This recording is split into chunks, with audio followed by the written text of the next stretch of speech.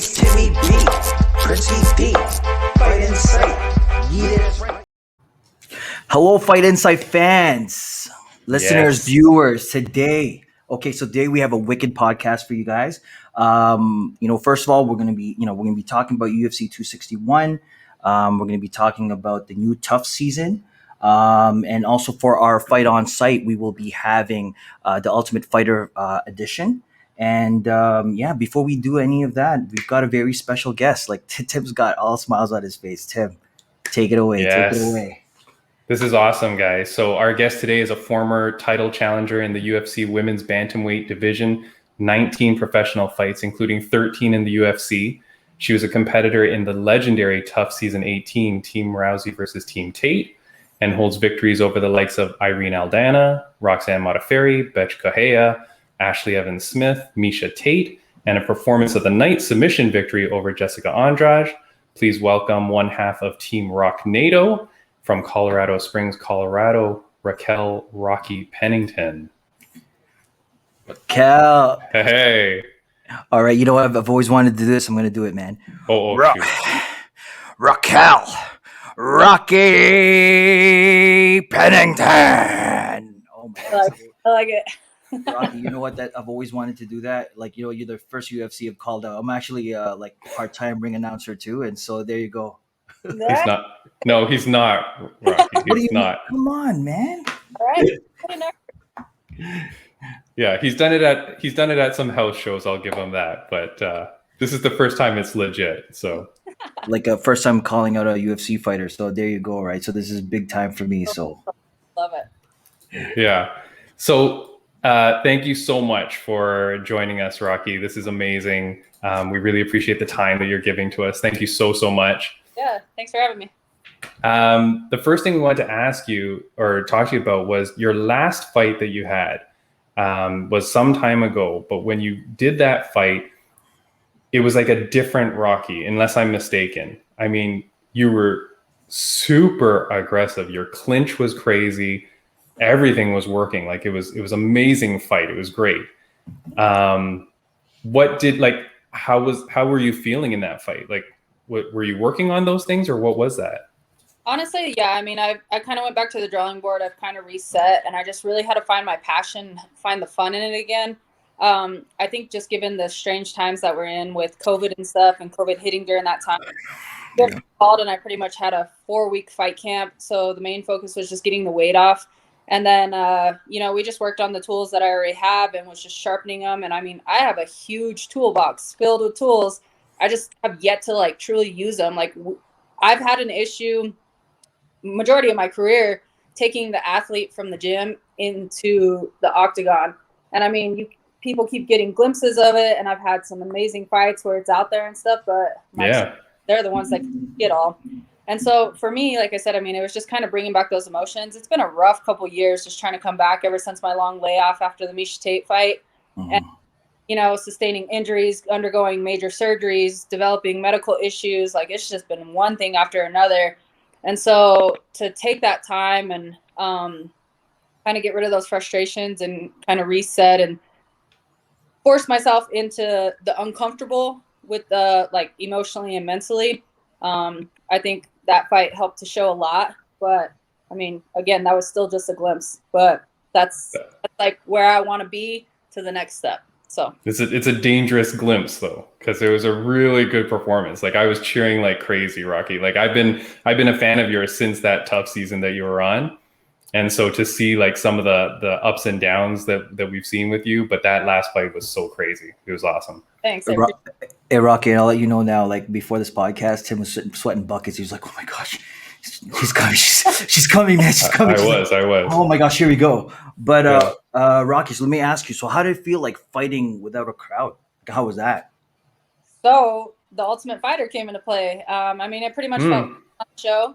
At the Ultimate Fighter, it was production in there, and it was our small team that was cheering us on. So the same thing now with no crowd. We had the entire UFC staff, the production, and then at our corners. And it pretty much like, it's funny because, I fight on this stage, but my biggest thing is I'm actually stage fright. So I get extremely nervous, like when we do the ceremonial weigh-ins. Yeah. coaches never understand because they're like, you are supposed to be extremely dehydrated. Like, you have not been able to go to the bathroom or do anything. And here you are running back and forth, having to go to the bathroom because you have to like nervous pee. And so it's always a joke. And so it kind of took away those nerves for me. And then it honestly just felt like being back in the gym. So just got out there. I could hear my coaches clearly. I felt like sparring with bad intentions. It was just fun. But you know what? I found with the gym too, like when it's an empty gym, sometimes you hear everything in the background too. So if anyone goes, "Hey, did anybody order Uber Eats?" Yeah, it's right here. Someone picked like right here. Like you can read in the background, right? Yeah, for sure, definitely. And then on top of that, I mean, it's cool because in an arena, like, yeah, you can hear like the punches or something, or if you're watching it on TV, like you can hear it to an extent. But when it's that silent in there, and you guys are just cracking each other and hitting each other, like, you can tell how hard things are coming. Yeah. Wow, That's crazy. It's almost like someone could pass gas and it could just echo right across the gym. That's pretty much right. Yeah. You talked about I think after that fight, you had mentioned it about saying that the time away was good for you. And I think you kind of mentioned that in some interviews I saw where you were saying that the time away was good. You were able to recoup, kind of reassess, reevaluate yourself. Now you're coming off a long layoff too. And unfortunately, due to a weird USADA issue, right, where, unfortunately you got medication. I mean, the story is that you got medication for something and unfortunately it was on the list and you're like, holy crap. And you had to self-report. Now you've had this long layoff. Are you happy with that in terms of being able to reinvent yourself again or like work on things? I mean, it was kind of another one of those forced sit downs and whatnot. But I mean, it hasn't been anything to where I've been like lacking or doing stuff. I've been in the gym. I've been working consistently, been focusing on things. And, as frustrating as this USADA situation has been, it's made me mad just given the fact that now by the time I get back into the octagon, it's going to be a year again. And so like, as an athlete, like we have a short window of time for our careers. Thankfully, I feel like in today's day and age with the recovery and with all the resources that we have, obviously the longevity is a lot longer. And so for me, I actually feel like being 32 and having this time off, like I'm just entering my prime. Like I'm super excited for what's to come, but still it's super frustrating because I want to be out there in front of all the fans and doing things that I really love. But yeah, I mean, that USADA situation, it kind of just played out to where back in right before I fought Jermaine, they rounded me, like I developed that thyroid issue and like pretty much my body's just been shutting down on me. Everybody thought that the doctors thought I had thyroid cancer at first. So I was going through like a lot of ups and downs with that. And then finally got diagnosed. We got it under control for a little bit. But it's made my weight cuts like 1,000 times harder. Like I already I'm Hispanic. And so having my genetics and stuff, everybody's like, oh, you're big for the 135 or you're small for the 135 division. If you lose extra weight, you could be at 125. But really, like I always tell people, don't be fooled by my little Mexi roll because I'm super dense. Like I can't, like I walk 155, 160 just naturally. And that's just being dense and having the muscle.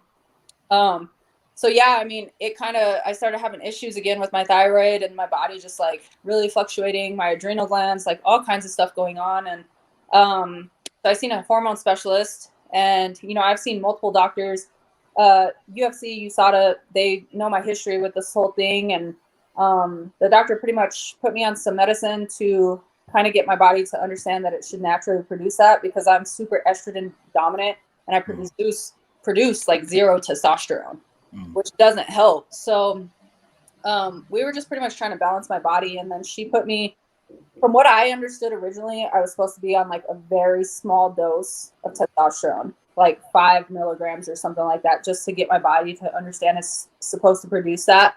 Yeah. And people who take like over 400 is where it's going to be enhancing and doing all this stuff. Well, I'm the type of person that I don't really put anything in my system, but if I'm going to put vitamins or something, I have your little Monday, Tuesday, Wednesday container. Yeah, the cassettes.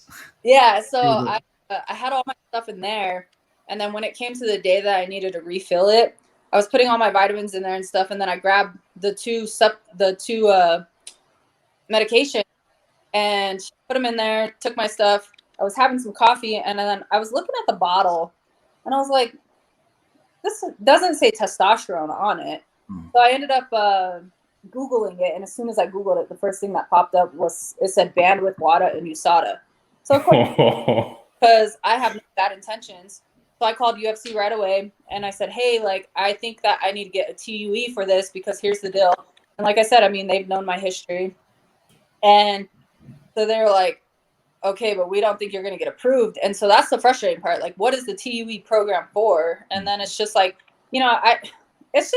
it's one of those situations where you have athletes who they do stupid shit, and then it kind of backfires on the other athletes who do not have those bad intentions. Right.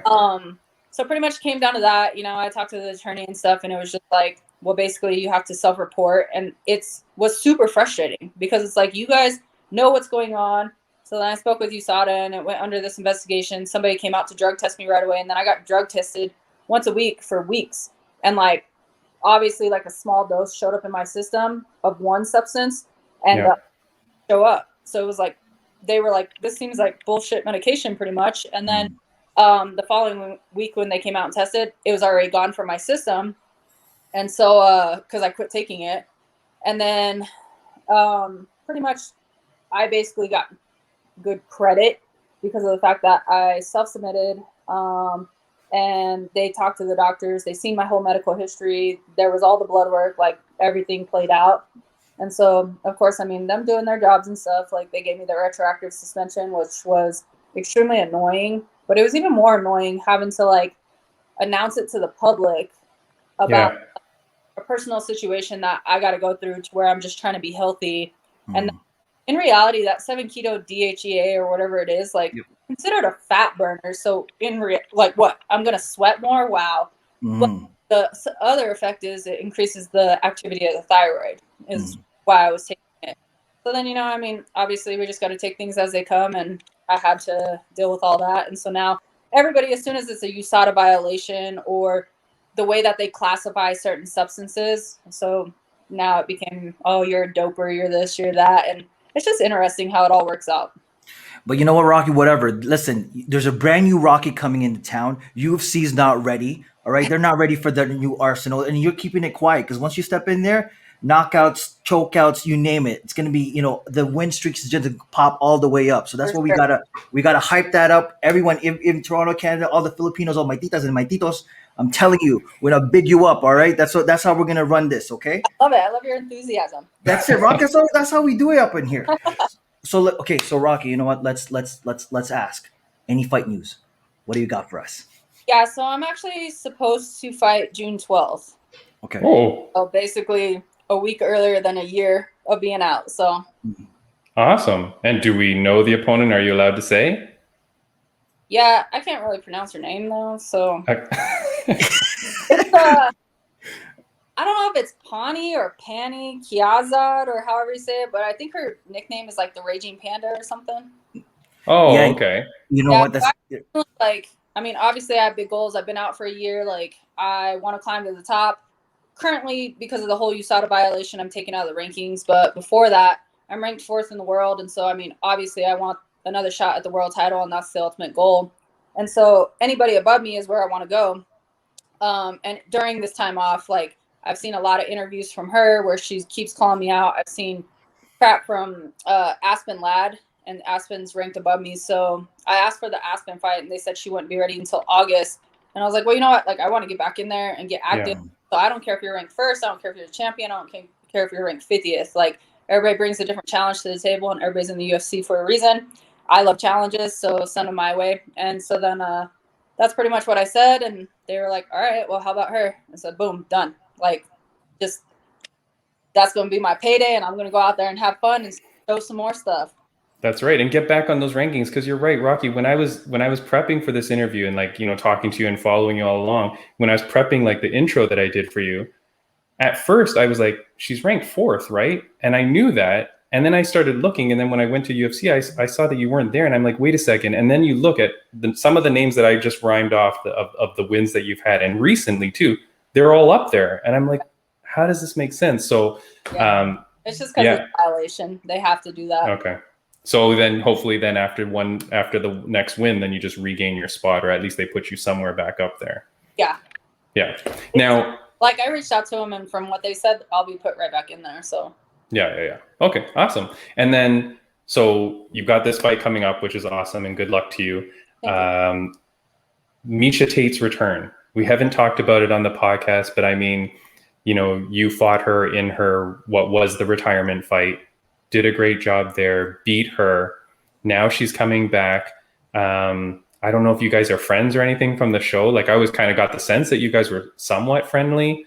If she wants that fight back, is that a fight that you'd be interested in taking? I mean, that's a big name and she's trying to make a comeback. Most definitely. I mean, everybody's like, oh, I've already caught all the heat from that, and everybody's like, cupcakes coming for you and blah, blah, blah. And it's like, under my way, like, Misha may have retired, and I knew she wasn't done. Like, I figured she would be coming back and whatnot. And so to see that she's coming back, like, I think it's awesome. Like you said, she has a big name behind her. She's a talented fighter. And I mean, I think it's awesome. But at the same time that Misha retired that night, the reason I was jabbing the crap out of her the entire fight is because I had a full-blown torn right shoulder. So I wasn't at my best in that fight either. Really? Yeah. So you had an injury, so that's the reason that you were sticking the jab. Yeah. That's why after that fight, I had 3 major surgeries because I had my bicep repaired. It was completely detached. My labrum, my rotator cuff, everything was just tore up. And then I had a torn tendon in my right wrist. And so, like, my wrist wasn't working right. But guys, can you imagine Rocky at 110%? Problems. You know what, Rocky? This is what I think. I think when you're big return, I think you should just say, "Hey, UFC, I've developed a signature move. I'm gonna show it in my first return fight back, and just wait, just develop something like a spinning back fist Superman choke out, something like that." Crazy. Yeah, and everyone's and then you work on it and Rocky, and who knows? People in the MMA gyms are going to be practicing on one another. Like, oh, I learned just from Rocky. This is it, right? So, well, Rocky, has anyone done a bulldog choke finish since you did it? Nobody. I don't. Vision that I think that same night that I did the bulldog choke, I think Uriah Faber actually did one a couple fights later, and then before that, I've heard of one. I think it was 1 or 2. Yeah. Yeah. So there's only like 3 or 4 in UFC history, but I'm the only female who's done it. Yeah, that was pretty. I was to do it because it's actually split open my head, and it was pretty much one of those cuts to where they would have stopped it in this going into the second round. So I mean, my coach yelled urgency, and I was blind. The blood was in my eyes, and I was like, all right, well, this feels great. So I used everything I had. So, okay, awesome. So you know what, Surf? So we've got a bunch of, so we have listeners, viewers that actually don't know a lot about the terminology. So a bulldog choke. So what is a bulldog choke, Rocky? It's funny because I'm actually terrible with Jits names and all the things. So all of a sudden, when I just snatched her head from the side and her whole body's there, and I basically used my bicep and just squeezed and put her to sleep. And then Joe Rogan announced it and was like, submission win by bulldog choke. I was like, oh, hey, cool. Like, there it is. You're not the only one too. When I first started out jits, I started like, oh yeah, I put that man in a gelatin. You mean a guillotine? No, I mean I put him also in a tempura. You mean a kimura? I'm like, yeah, same thing. Tomatoes, potatoes, whatever. It's all good. Some tempura shrimp. Right, that's it, right? Yeah, no, I'm the same way. Like my coaches, it's so funny because I'm actually like the worst at drilling.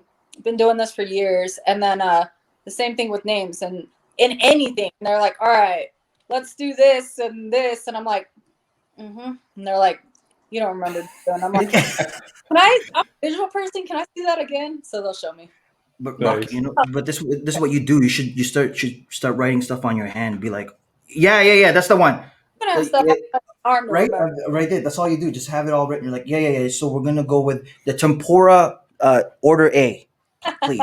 Yes. Right? Nice. Rocky, we appreciate your time so much. I just have one last question for you. Yeah. The new Venom gear is out. Looks pretty cool. Yeah.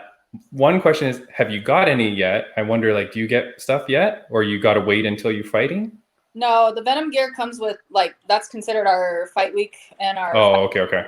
So I haven't received any, but I mean, like you said, it looks pretty sweet. It looks pretty comfortable. Of course, now that it became a thing in April and the athletes, I mean, we all communicate, we all talk to each other. So I've been texting everybody and asking them, how does it feel and stuff, and seeing all that stuff. But I mean, for the most part, it's pretty sharp. Yeah, no, it looks good.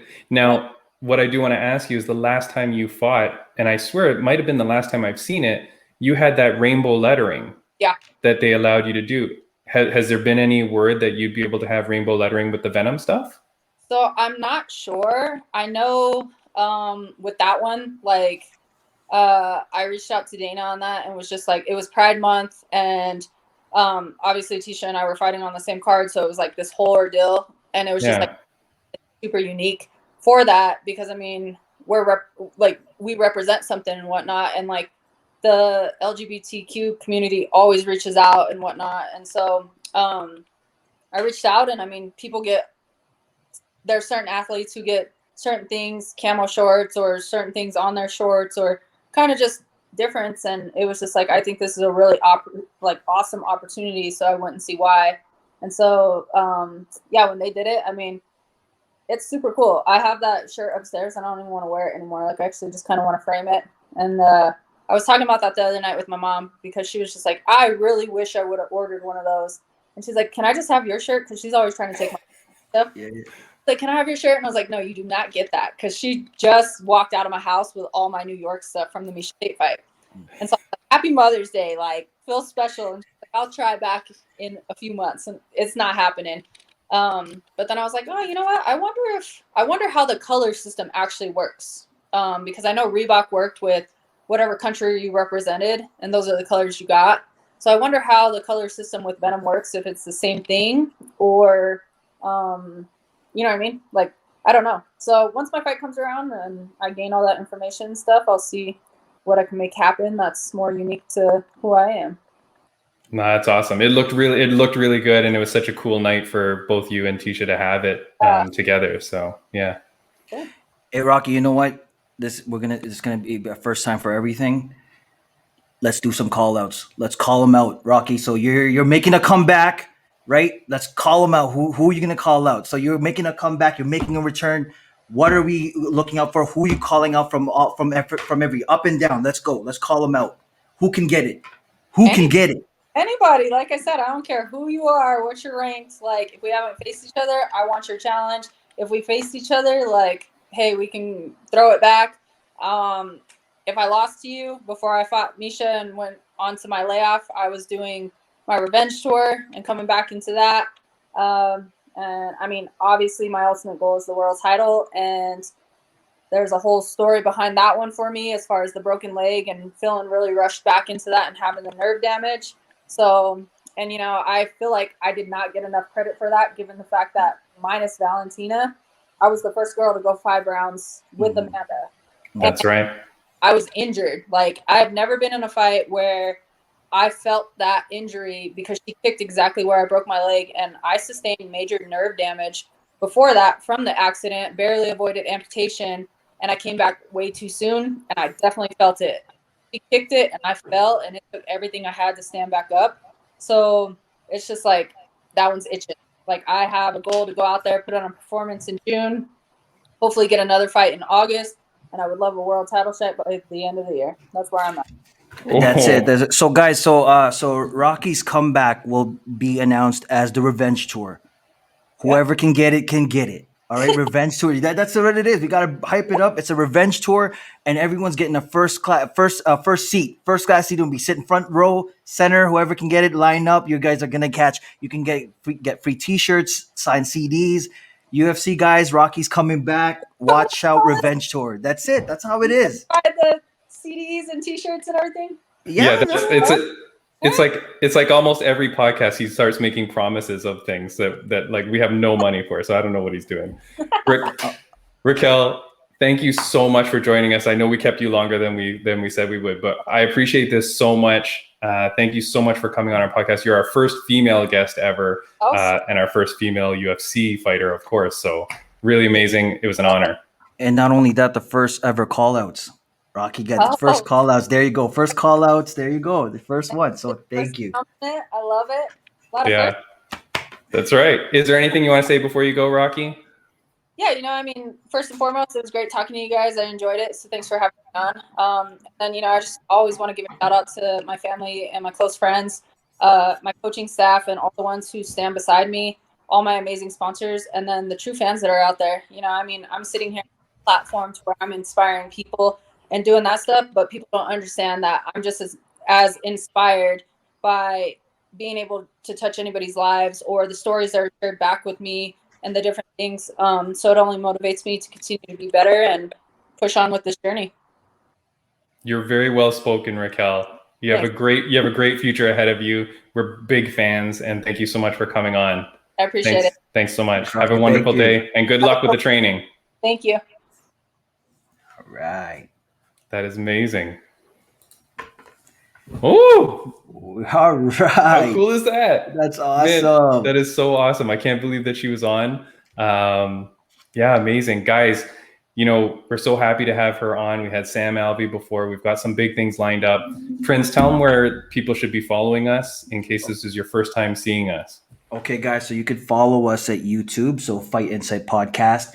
Follow us at Instagram, Fight Insight Podcast as well. You can follow us at Twitter. It's actually just newly launched as well. So again, you can follow that at Fight Insight.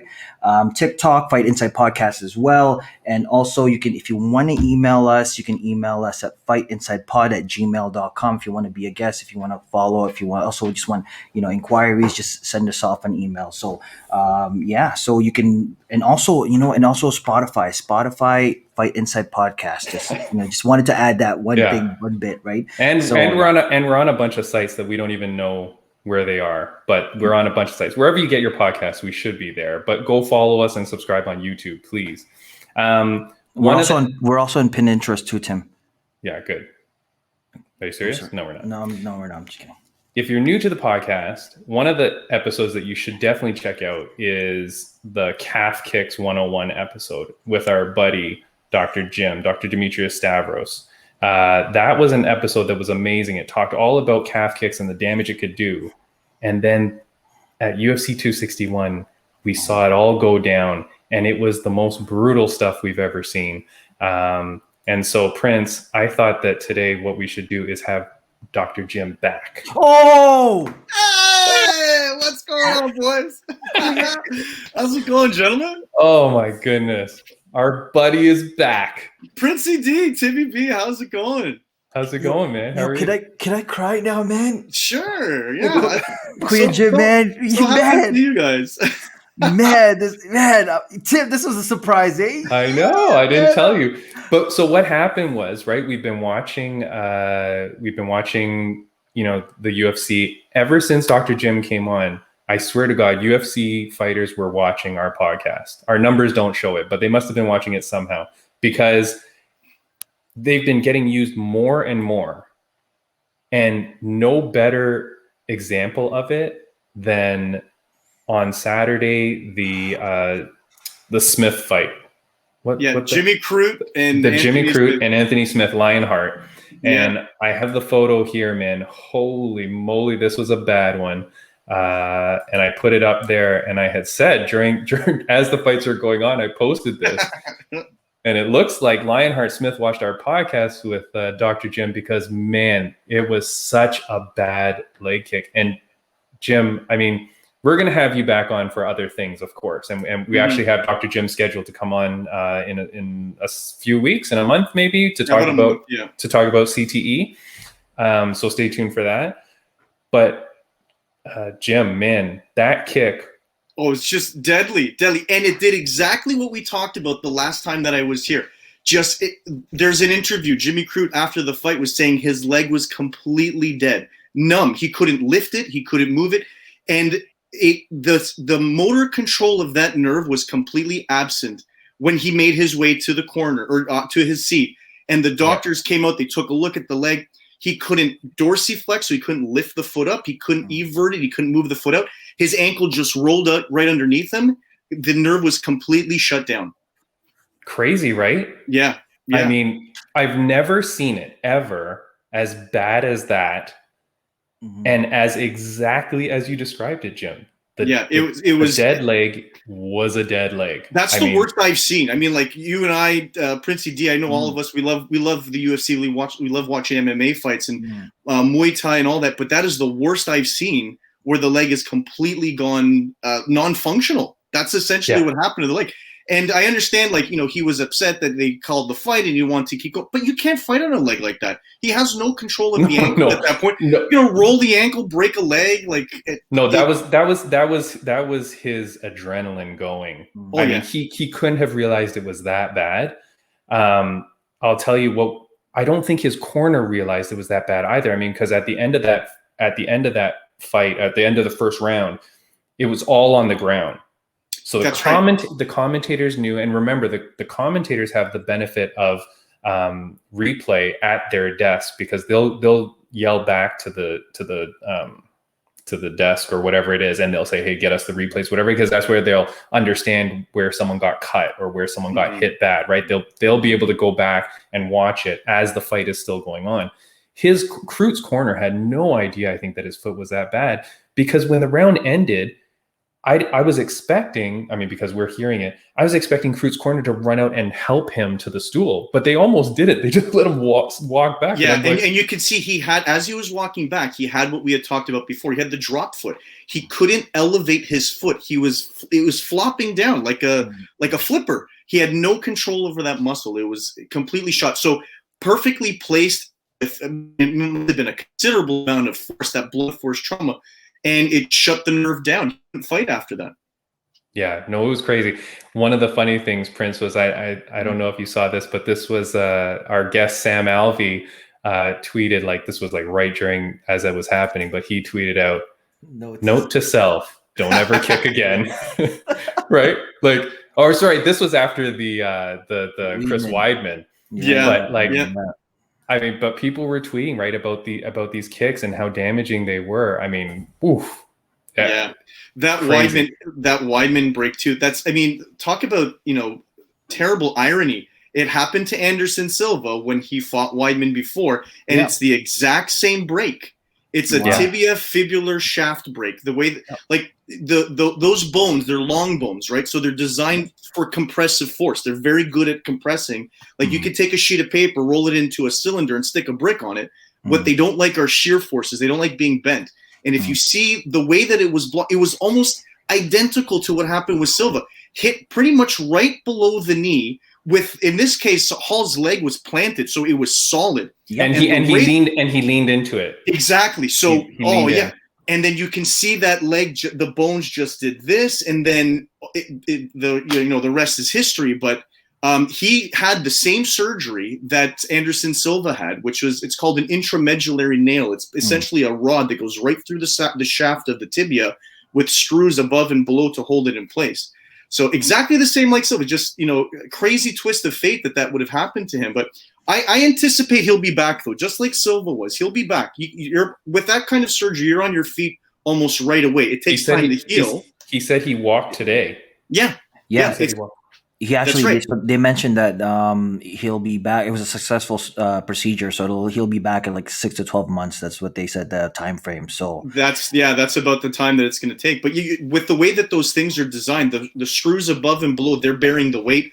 The nails holding the shaft in place. The fibula, though, they don't plate that unless it's lower down in the ankle, closer to where the joint is. So that will heal eventually. And so they don't care if it's like this, you know, as long as it's healed. It's a place of muscle attachment, but the tibia, that's the weight-bearing bone. That has to be fixed. But I anticipate he'll be back, like, you know, in a year he'll be fighting again.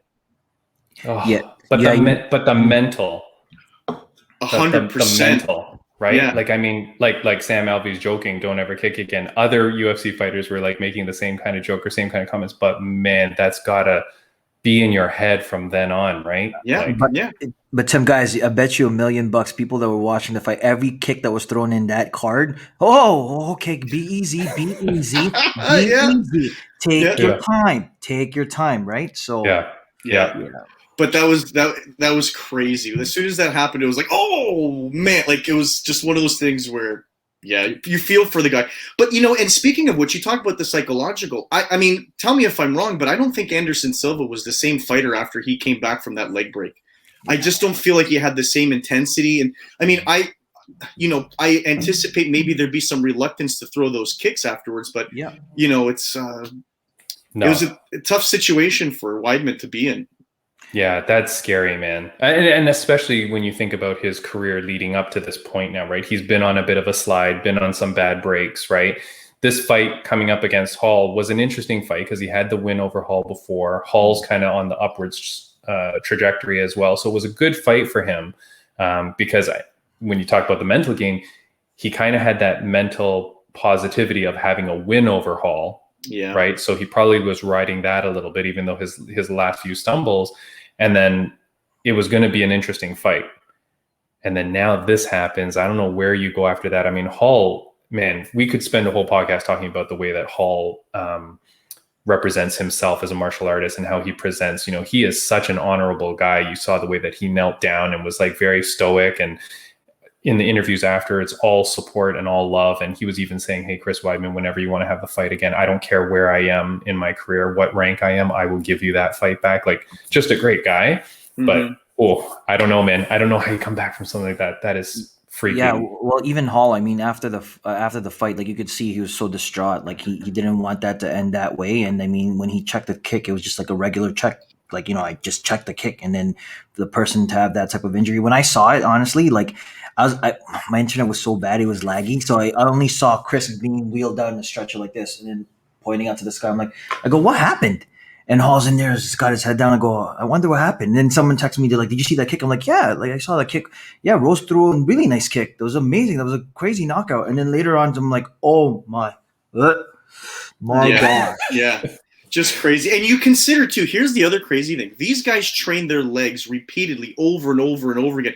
When you impact the shin like that, a couple of things happen. You're deadening the nerves on the surface of the leg. And there's a thing called the periosteum that surrounds the bone. So you don't feel anything, which is why if you do Muay Thai, you can kick and it doesn't hurt. Mm-hmm. But the other thing that happens, too, is the cortical bone, which is like the thickness of the bone. It gets thicker.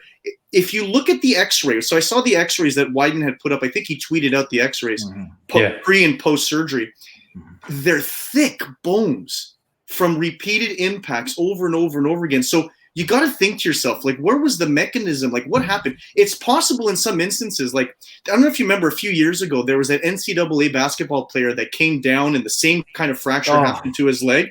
Mm-hmm. Okay. Yep. So sometimes what can happen is you can get little micro fractures, like little fissures in the bone. Like, even though there's like a mixed martial artist like Weidman would have super tough bones.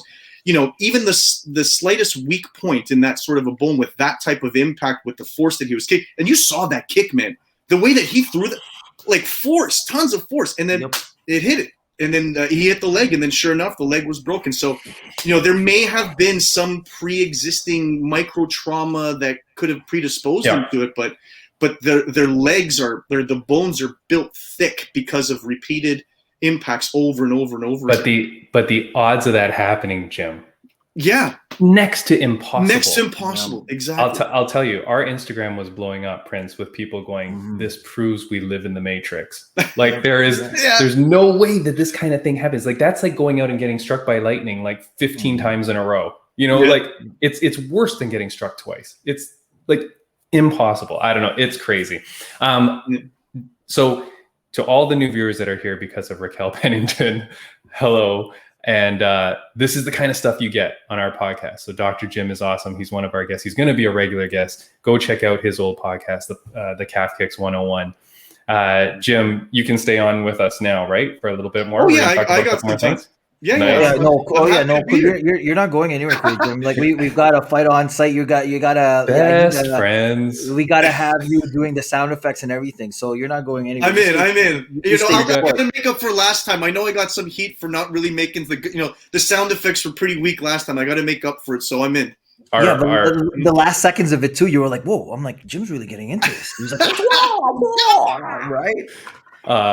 That said, our last podcast with Lanny Chan of Stride Muay Thai, he was doing great sound effects, and then Prince broke in and go, "Oh, you got to do it better." And I was like, "He's doing exactly what you said." I don't know if you were goofing on, but he was doing really good sound effects. No, but I think he can give me more. I need 110%. You got to push him. They were good. He's a crew at Strides Muay Thai. We got to push him.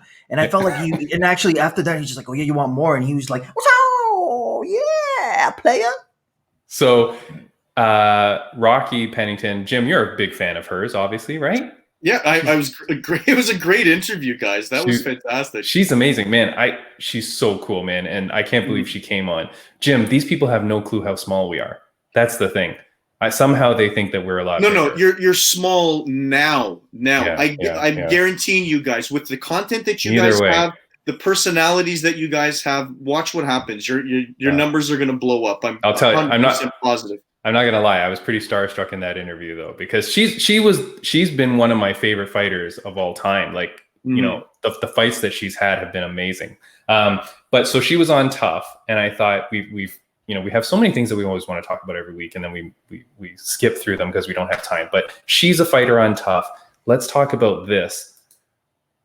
The new I got this thing here. The scroll thing is ruining my day. Hold on here. I can move over. Wait, let me. Wait, where's Jim? There you are. You see, Kuya Jim's always like, trying to improv with us. I appreciate that. You see, he's like, I'll work with you guys, good. Right? I'll try not to fall off my chair now. But so this is the new season that they announced, and when they announced it, I posted it on our Instagram to see whether, and I said, how much do you care about these guys? That you had two choices: 0% or less than 0%.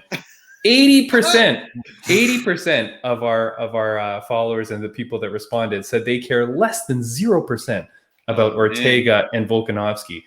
I mean, this is Tough 29. This is the 29th season. I mean, if you had asked me what season Tate and Rousey was, I would have said like 4 or 5. Like, I thought that was like way at the beginning, and it was 18. Oh, wow. This is season 29. They've been on a hiatus for a while. They announced that it's coming back. Everybody's like, this is going to be amazing. They're going to get like, Nate Diaz, Conor McGregor. They're going to get, what were some of the names that they were passing around? But they had like some interesting matchups. I think it was Colby Covington and Masvidal, or, something crazy, like two big charismatic individuals that hate each other. And then you put up Volkanovski and Ortega. Like, yeah. What do you guys think about that? Well, I mean, 80%. Like, man, I wish my geography mark was that good. Like, fortunately, I only passed with the 50. But what can you do? Yeah. Name all the provinces. But hey, but listen, I mean, there's no more. Where's the hype? Like, actually, to tell you the truth, like, Tough was actually what brought UFC into the limelight. Everyone's like, whoa, the first Tough season, like, did you see how many stars were in there? It was rammed. But now, it's just like, okay, Tough season, yay, right? And you guys are right. I mean, it's just, it's a little bit you're not getting a lot of excitement. There's not a lot of there's not a big feud between the two, right? And so or personality, no offense. Yeah, I'd love to see. I mean, like, go for the the trilogy. I like to see Holloway in there. You know what I mean? Like, get a like something that's got some meat in there. I don't. They're great fighters. Like, don't get me wrong. Of course. But who knows? Maybe they'll make some fireworks happen. Maybe there's just some personalities that are hiding underneath the surface that they're just going to blow up, and and count on the competitors as well to bring some magic. I think so. I don't know. Let's see what happens. But I mean, I think your audience kind of. I think they set the tone there of what to expect. Maybe. I mean, I only gave them two options of 0 or less than 0. But if you didn't agree, at least you would put 0. The thing is like, you've got Dana White's Contender Series, right? That has been finding all the homegrown talent. Mm-hmm. And then, so now to have this show, I mean, when Tough came out at the beginning, like, you found fighters that you had never seen before, or that maybe didn't have an ability to have a showcase in front of Dana White or in front of the audiences and Ultimate Fighter fans, right? Mm-hmm. Now they've got a lot of things. So I don't even know who you find for this show. So Jim, I get what you're saying. Like, oh, well, the fighters might get us excited, but it's like, we've already been plucking from everywhere. Like, and these coaches, I mean, I don't know, man. And you're saying like, oh, maybe their personalities will shine. My worry is that you put out fake personalities. And, as fans of MMA, we hate it when you put out like a fake persona, because we can see right through that. Well, here's what I'm waiting for. I'm waiting for someone to go Rampage Jackson through a door. Just like the old school Tough episodes. Chris Lieben style. Ripping doors. Yeah, exactly. Just get hammered on set and then go fight afterwards. Yeah. Yeah, but you know what? Even when Rampage did that, I'm like, man, I wonder if they set that up, because that door, the way they built it was just like cardboard. It was just like, you know what I mean? I'm like, doors, aren't they supposed to be solid? Like, it was maybe they're on a budget. Like, right? Yeah, Like I yeah. wish, honestly, if it was me, I knew it was a fake door, I would straight run into that door. Like I just like right straight into it. Yeah. But I mean, I think the only way this thing is gonna get hyped up is I don't know, maybe somebody like throws like a table at somebody or something like that. Or remember when they used to have obstacles, or they used to have challenges? Yeah, they still Yeah, have that. No, but like remember how in the they used to run in a beach, like in a beach, and they Yeah. used to be running back and forth. But that was the big thing. It was like, okay, you got to win this challenge to do this, to do that. But I mean, that wasn't like, I mean, the last season it wasn't. It was mainly just the fights. That was the Oh, big okay. emphasis. To be honest, I haven't watched a season of Tough in a millennium, like in a long time. Like I did get very bored of it after a while because it didn't seem like they were getting it just wasn't interesting to me anymore after watching it too many times. I mean, they were running it so successive, right? Like each one just started right after the next. So you kind of got bored of the formula after a while. That's why this long hiatus I thought was going to be exciting. And I thought, okay, we've had a long hiatus. People haven't seen it in a long time. You can bring it back. You can run the exact same format and I'll still be interested because I haven't seen it in so long. But you got to give me coaches that I care about, right? Like, or a feud. Like you needed to give me people who would have been in a feud that I would have been excited for. But I don't know. Prince, I know that we're running a bit long here and you've got to get going. So let's get to our fight on site. All right, let's get to fight on site. Like, let's talk about it. All right, so this fight on site is not only the tough edition, the Ultimate Fighter Tough edition. And so, Tim, you know what? I feel like you should go first because the guy I pick it's a classic. And Jim, I think it's gonna bring a big smile to your face as well. They're all classics because this is tough one competitors. I know, but this mine I like the one. Just do yours first, please. It's my birthday. It's my birthday today. It's not his birthday, Jim. So we have the same birthday. So so for those that are new, fight on site every week. What we do is we pick two fighters, we put them up in a fantasy fight, and then we ask you to vote on it at Saturday on our Instagram page where you can vote to see who the winner is. Prince, I want to give an update. Last week, I came away with another victory. But bam. Overnight, it was the same way that you beat me the week before. Overnight, stupid Tommy Morrison was beating Kimbo Slice by like quite a bit. And then overnight, the Kimbo votes piled up and I won by, I think it was like 55%. So Jim, listen, let me just tell you, it's just because no one knows about Morrison and everybody knows about Kimbo Slice. So Kimbo Slice was an internet classic. But do you know Mark? I know Morrison? Tommy Morrison. Tommy Morrison. Yeah, the Tommy Gun Morrison with the rocket left hand knockout power. Yeah, man, of course. Yeah, well, good thing Jim wasn't voting. That's all I know. Oh, hold on. What did I do here? Do you guys only see me here? Hold on. My screen is all messed up. Give me a sec. I can see you both. I'm tucked off to the side, but I'm not hidden behind anything this time. So, okay. Hold on. Some reason my view is like really bad. Okay. Hold on here. Sorry, guys. What am I doing here? Okay. So, my fighter is. Hold on, man. This is pretty weird here. Hold on. My screen is all bad. Okay, my fighter. I'll just start talking about my fighter while I try and figure it out, friends. My fighter is Kenny Florian.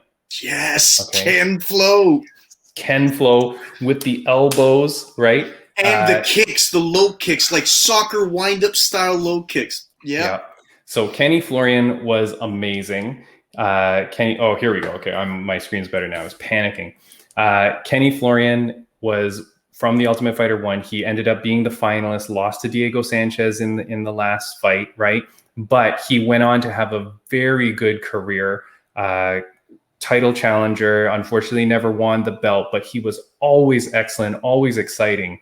The reason why I'm picking him is not just because of his cool nickname of Ken Flo, not just because of the elbows, not just because he was a BJJ guy, not just because he was a guy that looked like, no offense, Jim, I want to say he looked like you and I, right? He didn't look like an Ultimate Fighter. Your average Joe. Even maybe a little bit less. but he was a killer, man. This guy was a finisher, a killer. He was a great fighter. And not only that, though, he went on to become, in my opinion, one of the best commentators for the UFC. I'm so sad that they don't utilize him more. But there he is. And I did pick a photo of him now, because his old photos, man, he was like a young kid back then when he was fighting.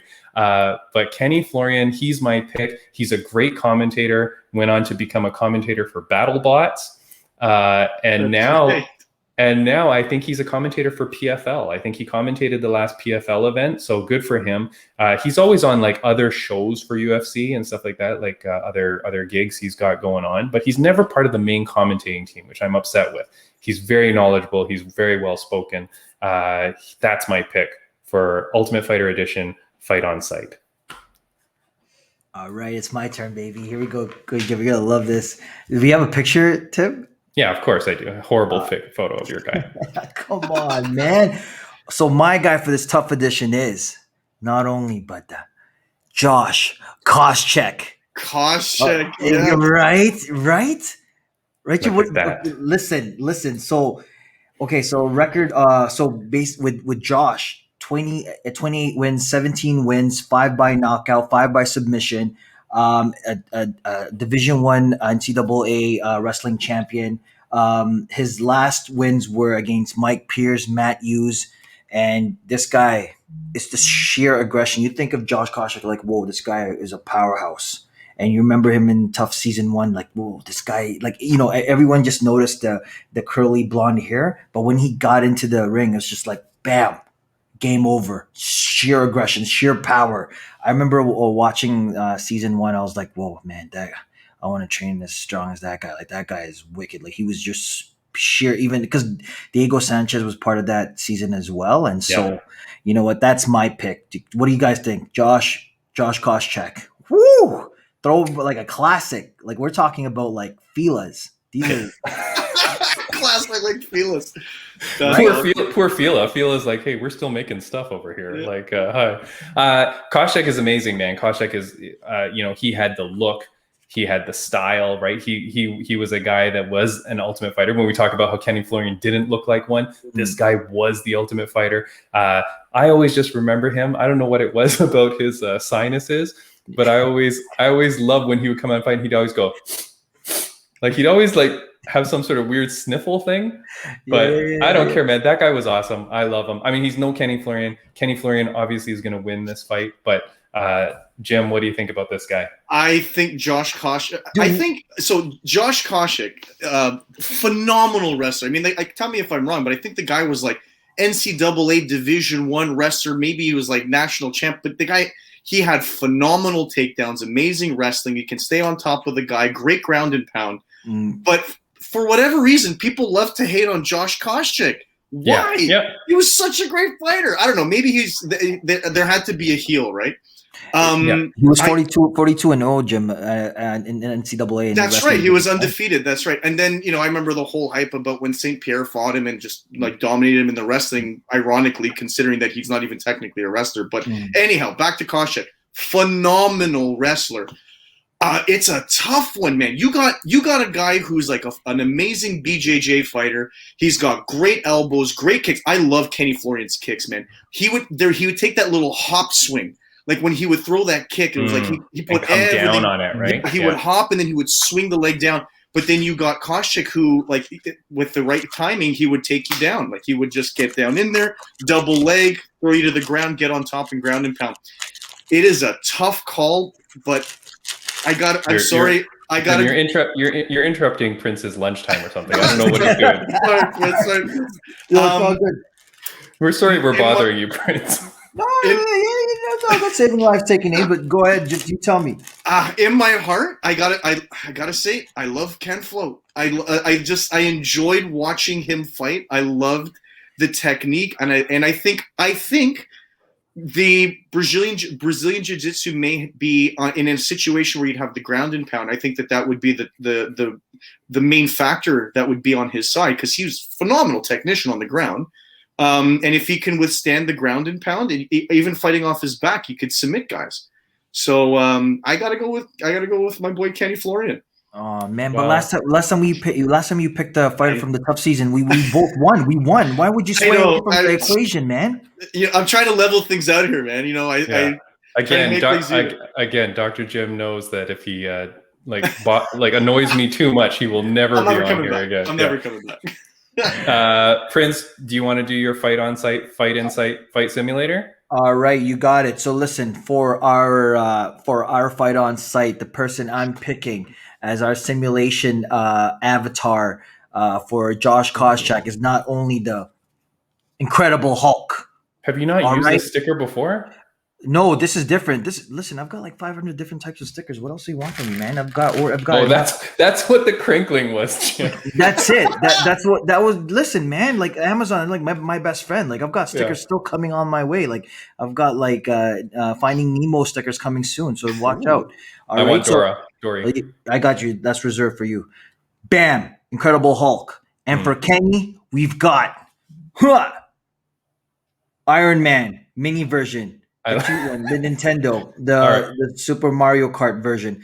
Ready? Let's go. Yeah. Quick, Jim, let's do it. Oh. Bah! Bah! My wife's gonna say, "What the hell are you doing down there?" Bah! Bam! There you go. Who came on top? I guess it was inevitable. Koscheck. Koscheck came out on top, guys. So for those of you listening on Spotify, again, Prince couldn't afford the popsicle sticks today, but 2 stickers and Koscheck's Hulk came out on top. Listen, the reason why I didn't put them on popsicle sticks, Jim, last time I was doing it, I was like, oh man, how come I'm not getting too much like mobility or leverage? I can't really get these things to like do a lot more movements when you're on sticks. So I'm like, I'm gonna hold on to it. Next, you know what? I might even come out with puppets. Puppets will be the next. I think the software needs to be tweaked. I think, what did you say? 6 years in the making, the software for the fight on sites. Yeah, just a little bit of coding, tweak it up a little bit. It's running on IBM, man. So I don't know what else it's running on vacuum tube. So I don't know what else you guys want, right? So whatever, right? Prince, we're running out of time. Yeah. I know you've got to go. So I want to get out a few things before we go. Jim, it was amazing to have you. I love being here. So glad to be back. And I love what you guys are doing. This is great stuff. And Jim, we are going to have you, like I said, everybody, we're going to have Dr. Jim back. He's done the great thing on calf kicks. Again, go watch that episode if you haven't seen it. But he's coming back to talk about CTE. Generally sparked on by what happened to Aljamain Sterling with that knee to the head. So we do want to talk to Jim about what kind of damage that causes and what does that do to a fighter, long-term, short-term, all those kind of things. Before we go, Prince, we've got a couple of things to announce. Do you want to tell them about shirts first? Okay, so yes, so we do have shirts coming along. So we will be having shirts coming in hopefully this week or the next week. And so, if you want to order your shirts, like email us at fightinsightpod@gmail.com. So let's see the company uniforms. There you go. Oh, Jim. Oh, don't worry, Jim. We got you. Next don't worry. Next one. I got you. Yeah, no worries. And so, so get your orders in and yeah. So this podcast is going to come out on Friday. On Sunday, I believe, we are launching a really cool giveaway. We've partnered up with a local business, Slice of Fire. They are on Main Street in Markham. We're going to have a very cool giveaway on our Instagram. So thank you to Slice of Fire for partnering with us, and stay on the lookout for that. It's going to be one of those giveaways where, you tag your friends and whatever for entries, but awesome pizza there if you have not tried. So please do be on the lookout for that giveaway. Dr. Jim, you better tag all your friends and get them coming in. 100%. All right. And then next week's podcast, we just had Raquel Pennington on today. Next week, we're hitting it up with another UFC fighter. We've got Brian Bam Bam Barberina. He is coming on the podcast. We are huge fans of his. And he's agreed to come on the podcast. So it's going to be super amazing to spend time with him. And I think that's it. Prince?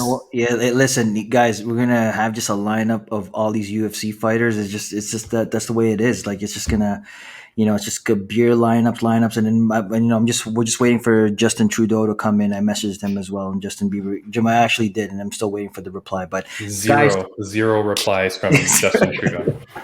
All right, guys, listen, it was a great podcast. Take care, everybody. Thank you for coming out and listening. Again, Spotify, YouTube, guys, watch us, listen, follow, hit that like button. and subscribe. All right. And Jim, anything to say before we go? Wait for the next episode. We're going to be talking, like you said, about those CTEs, head injuries, concussion, and then, like you said, the long-term stuff. We're going to have a great podcast for you guys. But again, thank you so much for having me on. It's always a pleasure seeing you guys. So I'll see you soon. I'm glad you came, Jim. Have a good one, guys. Thanks, everybody. And make sure you follow us and watch all the other stuff. See you guys. Bye, guys.